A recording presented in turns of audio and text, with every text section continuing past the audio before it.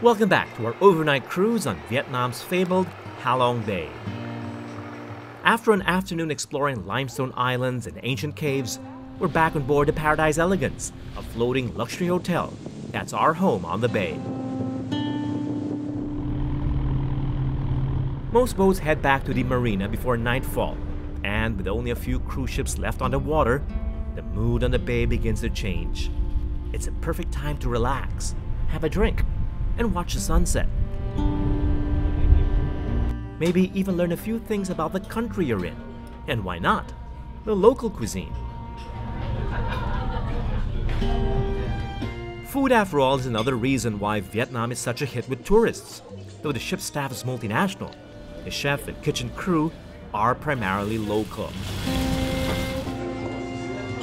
I'm not a big fan of cruise ship food, but Vietnamese specialties like green papaya salad and spring rolls are deliciously good. Sourcing fresh ingredients year-round is never a problem, since Halong Bay is in the midst of rich fishing grounds and close to the vegetable farms of Vietnam's fertile countryside. If there's one dish you need to try, better yet, reproduce back home, it's deep-fried Vietnamese spring rolls. Recipe and technique, friendly Vietnamese staff on board are willing to teach. Table here, that is the all ingredients to make the spring roll. And do you know that many long time ago, the spring roll only served for the royalty, such as king, queen. But nowadays, with the economy, Vietnam is much better. So spring roll really popular. Oh. Yeah, not only in Vietnam, but Okay. around the world. Yes. So it used to be only for those who could afford. Yeah. Oh, that now more and more people can afford Yes. good spring rolls. Yes, very easily. I've always thought spring rolls was a working class dish, but not after seeing just how many ingredients are needed to make it.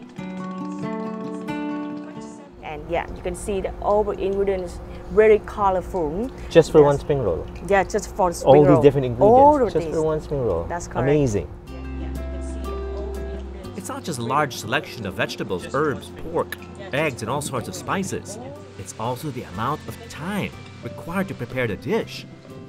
No wonder this Vietnamese specialty was once considered an exclusive treat for the elite. I know there are two kinds of spring rolls in Vietnam. Yes. The fresh spring rolls Right. and the fried spring rolls. Right. Which is the more popular one? For sure, the most popular one that is a deep fried spring roll, because that is a basic spring roll in Vietnam. Okay. But some of the nowadays, because some of people they don't like something oily and Okay. for diet. Okay. Yes, that's why they make the new version of the spring roll. That is a fresh spring roll. Oh, so the original one is the fried spring roll. Yeah. That's the older recipe. That's correct. The more traditional. Another new thing I learned is why it's called spring rolls. Yes. The spring roll, because the color of this one very colorful like a spring. Yeah. Okay. The Vietnam, they really like to enjoy in very special day like Lunar New Year. It's meaning everything mixed, everything That's why it's together called here. spring roll. And now to reveal the secret behind an authentic spring roll dish. Step. Okay, so this is the important step. Yeah. Okay, everyone, pay attention. Yes. So how This to is roll? the Yes. Okay. Hand rolling extremely thin rice paper properly is key. Not just one layer, but two, moistened and bound with egg white, to make folding easier. And when fried, the spring rolls crispier. Knowing how to fry to get it cooked inside but crunchy outside is another skill. And there's one final step, the all-important dipping sauce, a mix of fish sauce, herbs, and spices. Wow, what could be better than this? The view of Halong Bay, a UNESCO World Heritage Site, and of course, some deep-fried Vietnamese spring rolls. No wonder they call this a paradise cruise. Best I've tasted. But as it turns out, the cooking demonstration on board is just the appetizer. And it's put me in the mood for something even better. After having that deep-fried spring roll, all of a sudden I'm craving for authentic Vietnamese cuisine. Now the good news is there's a dinner reservation waiting for me at the Paradise Peak. So let's go. Oh, by the way, guess what I'm having? Vietnamese food.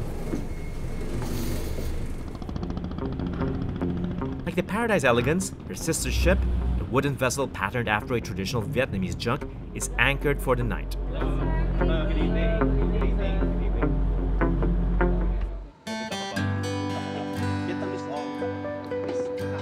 Good company also means dining with Ed, the general manager, and the group's executive chef, Nguyen Thach Thiet, who promised to introduce the cuisine of his native northern Vietnam to me personally.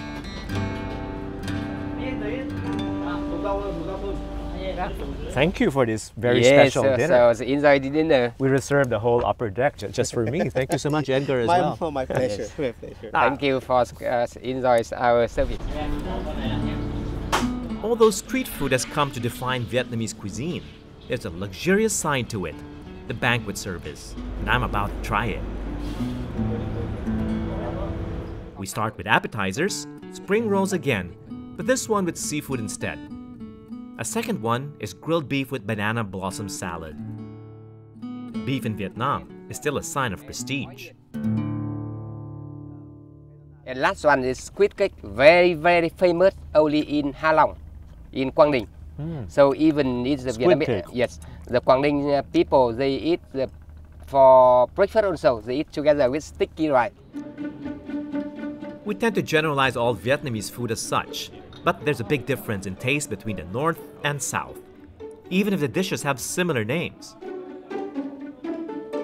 Yes, and Huế, Hanoi, Huế, and Saigon is different because it's in Saigon.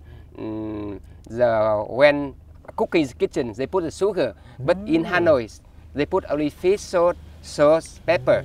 So taste also different. So that's why the food from the Hanoi and Huế is very tasty. In Hanoi, it's herb, is some kind of herb only in Hanoi, like mint, coriander. Some kind of herb also is like very good for health. The main courses feature seafood from the bay, all of it caught on the same day. There's fresh grilled prawns with lemongrass served with ginger rice and orange sauce. And halong fish, cooked in local herbs and spices served with rice paper, noodles, roasted peanuts, and fish sauce. Let me ask you, Chef, Yes. from what part of the country is the best food from? The best food for the paradise, I want to give to get all the seafood from Halong Bay. So the guest remember our service, our foods also together to taste. Even if part of me thinks he's just saying that to promote the cruise, another part tends to agree. The dishes of the north do tend to be tastier and tangier. Then again, it could just be the magic of the bay playing tricks on my palate. Indeed, few scenes are as memorable as Halong Bay at night. The stillness, the silence, and the silhouette of the limestone islets, barely visible in the moonlight. It's a perfect setting to get a good night's sleep.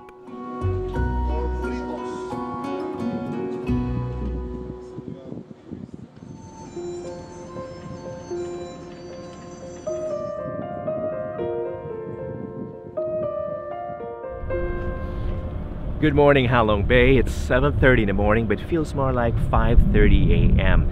The weather's hit and miss on the bay, but whichever way it turns, you're always guaranteed to get a beautiful scene like this. Though the heavy mist obscures the islands dotting the bay, it's put me in the mood for Tai Chi, a martial art from China just a few hundred nautical miles away. As much as the Vietnamese deny it, the Chinese influence is visible throughout the country.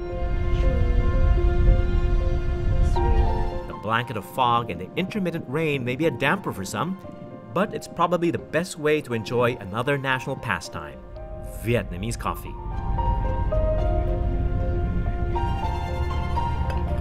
It takes about 10 minutes to prepare Vietnamese coffee. You wait for it, drip by drip by drip by drip. Here on board, you practice the art of slowness. The country is one of the world's top coffee exporters, and though the French introduced coffee culture here, the Vietnamese found a way to make the beverage their own. I wouldn't consider Vietnamese coffee among the best in the world, at least not the way they prepare it, especially with condensed milk, but every now and then, the sweetness is welcome. The local coffee is highly concentrated, like an espresso on steroids, and the sweetness provides a kick, which is just what you need to climb up to T-Top Island's tip. Too bad the rain has ruined the view from the peak, the chance to sunbathe on the beach. But on a clear day, the water is perfect for taking a dip, and the hike up the island reveals views as far as the eye can see.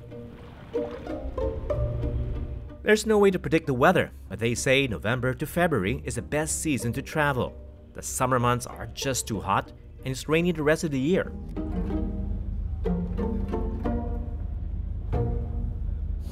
So this is where our journey ends, exactly where it all began, at the Halong Bay Marina. Halong Bay has become so popular in recent years, it's overcrowded in many parts of the bay, and that's why the government is considering opening up other parts of the coastline to tourism. Now we hope to come back to that. But for now at least, I have hardly any complaints. The cruise has been wonderful, the food amazing, and the service delightful. But best of all is Halong Bay and its stunning seascape. The natural wonder of the world worth visiting before it may be too late.